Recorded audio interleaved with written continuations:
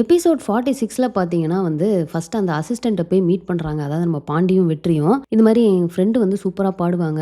அவங்களுக்கு ஒரு சான்ஸ் குடுக்க சொல்லி கேளுங்க அப்டின்ட்டு. பட் எவ்வளோ சொன்னாலும் அவரு ஒத்துக்க மாட்டாரு அப்டிங்கிறது நமக்கு தெரியும் இல்லையா? ஸோ அடுத்த ஸ்டெப் நம்ம வெற்றி என்ன சொல்றாருன்னா, இதுக்கு மேலலாம் வந்து இவன்ட்ட பேசிட்டு இருக்க முடியாது. நம்ம நேரா வந்து மியூசிக் டைரக்டர்ட்ட அவங்க பாடுனதே போட்டு காட்டிறலாம். ஸோ நம்ம பாண்டி என்ன பண்றாருன்னா, இந்த வாட்டி போயிட்டு நான் வந்து நல்லா டான்ஸ் ஆடுவேன் அப்டின்னு சொல்லிட்டு அந்த சீன் வந்து ஆக்சுவலா நீங்க பார்த்தீங்கன்னா தான் தெரியும். செம ஃபன்னா இருக்கும். அவரும் உடனே இப்ப ஆடி காட்டு அப்டின்னு சொல்லி இவரு ஆடுற மாரி அவங்க 2 பேரும் ஆடிக்கிட்டு இருக்கிறப்போ அப்படியே டிஸ்ட்ராக்ட் பண்ணி வெற்றி அப்படியே ரூம்குள்ள போய் நேரா மியூசிக் டைரக்டர் மீட் பண்ற மாதிரி அந்த சீன் இருக்கும். ஸோ அது ஒரு மாதிரி நல்லா நம்ம பாண்டியோட ஃபன் வந்து சூப்பரா ஒர்க் அவுட் ஆயிருக்கும். ஸோ இவரும் போயிட்டு நேரா நம்ம ஐஷு பாடின பாட்டை வந்து போட்டு காட்டுறாரு. அண்ட் அந்த மியூசிக் டைரக்டர் பார்த்தீங்கன்னா வந்து ஃபர்ஸ்ட் பெருசா ஒரு இதுவே இல்லாம ஏதோ கேட்கறாங்களே அப்படிங்கிறதுக்காக போடுப்பா அப்படின்னு. ஆனா அதை கேட்டோன்னே அவருக்கு வந்து ரொம்பவே அந்த வாய்ஸ் பிடிச்சிரும். நான் இதை எக்ஸ்பெக்ட் பண்ணவே இல்லை, இது சூப்பரா இருக்குன்னு சொல்லிட்டு வெற்றி கிட்ட நம்பரும் வாங்கிடுவாரு. நான் இதை செக் பண்றேன், நான் ஒரு இப்போ சாங் ஒன்று பண்ணிட்டு இருக்கேன், ஒருவேளை அதுக்கு இது செட் ஆகுமா அப்படின்னு நான் பாக்குறேன், ஓகே அப்படின்னா நான் திரும்ப உனக்கு கால் பண்றேன் அப்படிங்கிற மாதிரி சொல்லிடுறாரு. ஐஷுவோட ட்ரீம் வந்து சிங்கிங். ஸோ அதுக்கு ஒரு சான்ஸ் வந்து ஆல்மோஸ்ட் கிடைக்கிற அளவில் இந்த பக்கம் போயிட்டு இருக்கு. அந்த பக்கம் பார்த்தீங்கன்னு வச்சுக்கோங்களேன், அவங்க வந்து அந்த சூஸ் ஷெஃபா வந்து சூப்பரா அங்கே வந்து பண்ணிட்டு இருக்காங்க அப்படிங்கிற மாதிரி ஜான் போயிட்டு நெடுமாறன்ட்ட சொல்லுவாரு.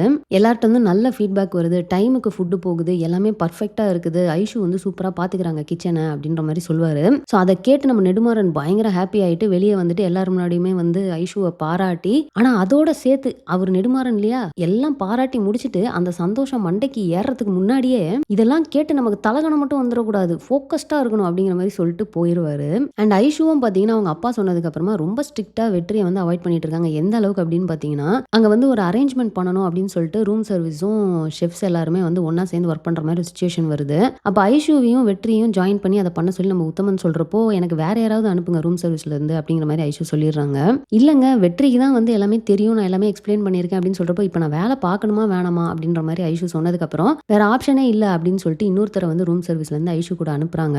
ஸோ அந்த இடத்துல பாத்தீங்கன்னா அந்த வெற்றியோட ஃபேஸ் வந்து என்னடா இது, நம்ம அப்படி என்னதான் பண்ணோம், இந்த அளவுக்கு நம்மள வெறுக்கிற அளவுக்கு என்ன பண்ணுன்ற மாதிரி அந்த எக்ஸ்பிரஷன் வந்து ரொம்பவே நல்லா இருக்கும். அதாவது வேணியே போயிட்டு ஐஷுட்ட கேட்பாங்க, ஏன் வெற்றியை இந்த அளவுக்கு நீ வெறுக்கிற அப்படின்ட்டு. பட் இந்த இடத்துல அன்எக்ஸ்பெக்டடா ஒரு ரீசன் வந்து நம்ம ஐஷு சொல்லுவாங்க. ஏன்னா வந்து அவங்க அப்பா சொன்னாரு, அப்பாக்காக மட்டும்தான் வந்து அவங்க இதை பண்ணிட்டு இருக்காங்க அப்படின்ற மாதிரி தான் நானும் நினைச்சேன். பட் இந்த இடத்துல அவங்க என்ன சொல்லுவாங்க அப்படின்னா வந்து, நானும் அவனும் பேசினா எக்கச்சக்க பிரச்சனை சண்டை அப்படின்ட்டு ஏதாவது வந்துகிட்டே இருக்கு, இது வந்து வெறும் நான் அவன் அப்படிங்கிறத தாண்டி கிச்சன் டீம் ரூம் சர்வீஸ் டீம்ன்ற மாதிரி ஆகி பிரச்சனை வேற மாதிரி எல்லாம் போகுது, அவனுக்கும் வந்து பிரச்சனை வேணாம் அப்படின்னு தான் அவன் நினைக்கிறான். ஸோ நான் அவனோட பேசாம இருக்கிறது தான் அவனுக்குமே நல்லது, ஸோ இது இப்படியே இருக்கட்டும் அப்படிங்கிற மாதிரி நம்ம ஐஷு சொல்லிடுவாங்க.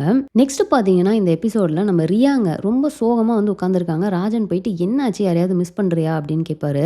ஆமா ஆமா மிஸ் பண்றேன் அப்படின்ட்டு. யாரை மிஸ் பண்றேன் அப்படின்னு கேட்டா என்னைய தான் மிஸ் பண்றேன் அப்படிங்கிற மாதிரி அவங்க சொல்றாங்க. என்ன அப்படின்னா அவங்களுக்கு அந்த மசாலா பாக்கெட் ஐடியா போயிருச்சு. ஸோ அதுல இருந்து அவங்களுக்கு அப்படியே அந்த கான்ஃபிடன்ஸ் டவுன் ஆகி, ஒருவேளை நம்ம இந்த ரிசார்ட்டை வந்து தப்பா லீட் பண்றோமோ, என் மேல வந்து அப்பா ஏன் இவ்வளோ நம்பிக்கை வச்சிருக்காரு, என்னால எதையுமே ஒழுங்கா செய்ய முடியலையே, நான் வந்து ஏதோ முட்டாள் மாதிரி ஃபீல் பண்றேன் அப்படின்னு சொல்லிட்டு பயங்கர இதுவா வந்து பேசிட்டு இருப்பாங்க. நம்ம ராஜன் அந்த இடத்துல வந்து சூப்பரா ஒரு அட்வைஸ் பண்ணி, நீ நெடுமாறனுக்கு அகேன்ஸ்டாலாம் வந்து எவ்வளவு கான்ஃபிடென்ட்டா போல்டா பேசுன, அந்த ஆட்டிடியூட் தான் எங்களுக்கு வேணும், அந்த தைரியமான அந்த ரியா தான் எனக்கு வேணும், ஸோ நீ திரும்பவும் வா, இது என்ன இருக்குது, நான் வந்து பண்ணாத தப்பா, நான்லாம் எவ்வளவு விஷயம் சொதப்பி இருக்கேன், அந்த மாதிரி நினைச்சுக்கோ, இது ஒரு லேர்னிங்கா எடுத்துக்கோ அப்படிங்கிற மாதிரி ஒரு அட்வைஸ் பண்ணுவாரு. ஸோ இப்போ என்ன அப்படின்னா அந்த பேண்ட்ரி இருக்கிறாங்க இல்லையா, ஸோ அந்த கான்ட்ராக்டர்கிட்ட கூப்பிட்டு வந்து பேசுறாங்க. பட் அவரு வந்து நீங்க கொடுக்குற காசு பத்தல சார் அப்படின்ற மாதிரி சொன்னோன்னே 2 பேருக்குள்ள பிரச்சனையாவது. அப்புறம் ஆட்டோமேட்டிக்கா வந்து நீங்க அவரை வந்து ஃபயர் பண்ணிடலாம் அப்படிங்கிற மாதிரி நம்ம ரகு சொல்றாரு. இந்த இடத்துல பாத்தீங்கன்னா நம்ம ராஜன் வந்து நம்ம ரியா வந்து இந்த பொறுப்பை எடுத்து நடத்தினாங்க அப்படின்னா கரெக்டா இருக்கும்னு நான் நினைக்கிறேன் அப்படின்னு.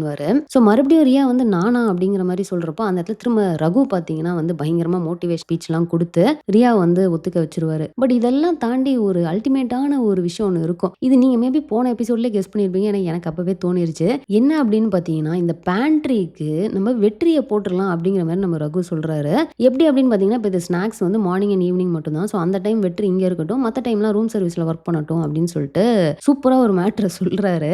எனக்கு இவர் இது சொல்றப்போ இது நெடுமாறன் காதுக்கு எப்படா போகும், ஒரு மூஞ்சி எப்படி அந்த ரியாக்ஷன் வந்து என்ன மாதிரி இருக்கும் அப்படின்ற மாதிரி தான் எனக்கு தோணுச்சு. ஸோ நம்ம ரியாக்கு பாத்தீங்கன்னா அது டக்குன்னு ஒரு மாதிரி ஷாக்கிங்கா இருக்கு. என்னது இது, அவன் அவ்வளோ தப்பு பண்ணியிருக்கான், போலீஸ் வரைக்கும் வந்து எவ்வளோ பெரிய பிரச்சனையா இருக்குது, அவனை நம்பி எப்படி இன்னொரு ஒரு பொறுப்பை கொடுக்கறது அப்படின்னு கேட்கிறப்போ அவன் பண்ண தப்பா அவன் உணர்ந்துட்டான், ஸோ அவனுக்கு ஒரு சான்ஸ் கொடுத்து தான் பார்ப்போமே அப்படிங்கிற மாதிரி இவரும் வந்து சொல்றாரு. ஸோ அவ்வளோதாங்க, எபிசோட் 46ல நடந்த எல்லாத்தையுமே நம்ம ரிவ்யூ பண்ணிட்டோம். எபிசோட் 47ல என்ன நடந்துச்சு அப்படிங்கிறத ரிவ்யூ பண்ணி நெக்ஸ்ட் ஒரு வீடியோல போடுறேன், மிஸ் பண்ணாம பாருங்க.